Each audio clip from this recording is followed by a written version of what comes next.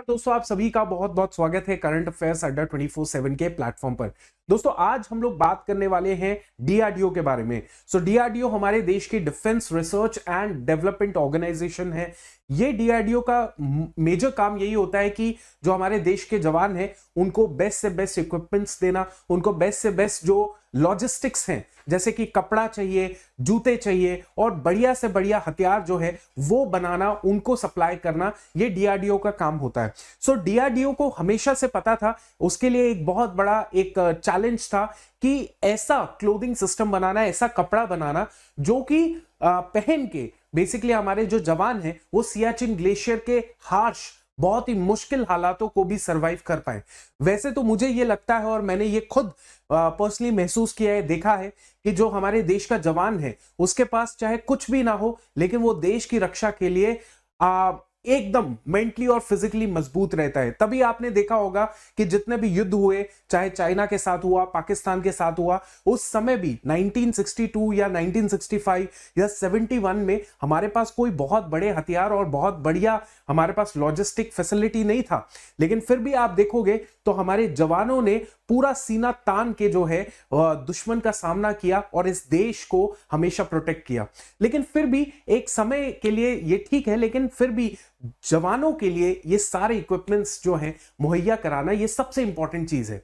अब मैं आपको बताता हूं, ये जो डीआरडीओ ने रिसेंटली डेवलप किया है हिम कवच, ये हिम कवच एक्चुअली में क्या है, it is a multi layer clothing system जिसके अंदर जो है जिसको सारे के सारे जो ट्रायल्स थे, यूजर ट्रायल्स थे, उससे पास कर दिया गया है। और ये जो हिम कवच है ये क्या करेगा, ये बेसिकली जवान उस जगह पे जहां पे बहुत ज्यादा मुश्किल हालात होते हैं, और मैं बात कर रहा हूं सियाचिन ग्लेशियर की। सियाचिन ग्लेशियर वर्ल्ड का हाईएस्ट बैटल ग्राउंड है, यानी कि अगर कहीं पर भी युद्ध होता है तो सबसे ज्यादा ऊंचाई पे युद्ध होने वाला जो जगह है वो सियाचिन ग्लेशियर है।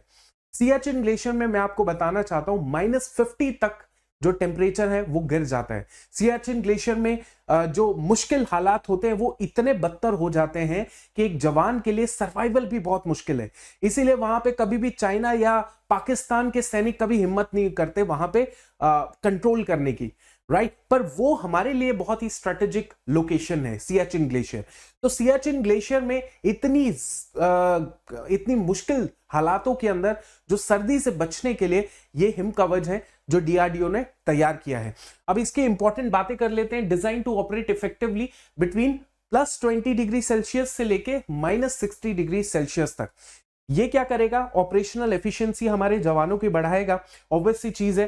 सर्वाइवलिटी ऑफ द इंडियन सोल्जर्स को बढ़ाएगा, और वो इंडियन सोल्जर्स जो कि सियाचिन या फिर हाई एल्टीट्यूड एरियाज में डिप्लॉयड हैं, तो वहां पे बेहतर तरीके से जवान जो है अपना काम कर पाएगा, जिससे कि ताकि वो क्लाइमेट यानी कि हार्श जो क्लाइमेट है उससे बच पाए और अपना ऑपरेशनल जो उसका काम है उसको कर पाए, राइट। अब मैं आपको सियाचिन ग्लेशियर बता देता हूं कि सियाचिन ग्लेशियर एग्जैक्टली है कहां पे। सियाचिन ग्लेशियर आप देखिए तो this is the Siachen glacier, ये आप देख रहे होंगे। और ये जो it is a tri junction point, जहां पे अगर आपका सियाचिन ग्लेशियर पे कंट्रोल है तो दैट मींस यू कैन आप कंट्रोल कर सकते हैं यहां की एक्टिविटीज को भी, यानी कि पाकिस्तान एडमिनिस्ट्रेट जो कश्मीर है वहां पर भी आप थोड़ा बहुत निगरानी रख सकते हैं। साथ ही साथ आप चाइना की जो गतिविधियां हैं उसके ऊपर भी निगरानी रख सकते हैं। That is why Siachen is strategically a very very important choke point, right. इसीलिए हमारे जो सैनिक हैं वो आज भी तैनात हैं सियाचिन ग्लेशियर्स के ऊपर। और देखिए सियाचिन ग्लेशियर जो है वहां पे हमारा बहुत सारा पैसा भी खर्चा होता है, लेकिन देखिए अब स्ट्रेटेजिक लोकेशन है तो कहीं ना कहीं हमें वो नेशनल सिक्योरिटी के लिए उतना खर्चा करना पड़ता है, राइट। अब देखिए दिस इज द अक्साई चिन जो चाइनीज एडमिनिस्ट्रेड है टेरिटरी है। This is the Kashmir which is administered by Pakistan, क्योंकि 1947-48 का जो समय था जब पाकिस्तान के सैनिकों ने और पाकिस्तान के जो वहां के उग्रवाद थे उन्होंने इस जगह को हथियाने की कोशिश की और अल्टीमेटली यहां पे अपना कब्जा बना लिया था, राइट। और ये वाला जो हिस्सा है दिस इज द एरिया जो पाकिस्तान ने गिफ्ट दे दिया चाइना को, क्योंकि पाकिस्तान को अपनी टेरिटरी या अपना जो जमीन है उसको तो वैल्यू वो करता ही नहीं है, उसको तो बस अपना सर्वाइवल या अपना लोन वोन चाहिए। तो उसने ये वाला जो हिस्सा था ये पूरा चाइना को दे दिया, ठीक है। और इसी हिस्से के नीचे जो है आपका सियाचिन ग्लेशियर आता है, राइट। अब देखिए सियाचिन ग्लेशियर वर्ल्ड का हाईएस्ट बैटल ग्राउंड है, राइट। मैंने ऐसे ऑफिसर से बात की है जो सियाचिन ग्लेशियर में 3 टेन्योर काट चुके हैं, 3 टेन्योर यहां पे सर्विस दे चुके हैं, राइट।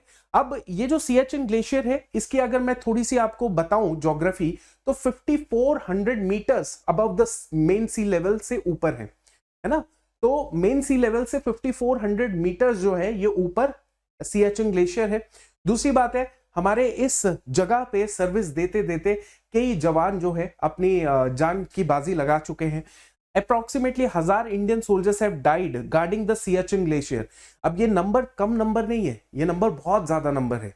जवान एकदम फौलाद की तरह होता है, लेकिन ऐसी कंडीशंस में भी जवान जो है कहीं ना कहीं उसकी जान उसको गंवानी पड़ती है। तो कंडीशंस बहुत हार्श होती हैं। और अगर देखा जाए 1984 के बाद ही सियाचिन ग्लेशियर पे हमने कब्जा किया, कंट्रोल किया, राइट। तो आगे चलते हैं और आगे देखते हैं वर्ल्ड की हाईएस्ट बैटल ग्राउंड है, बैटल फील्ड है।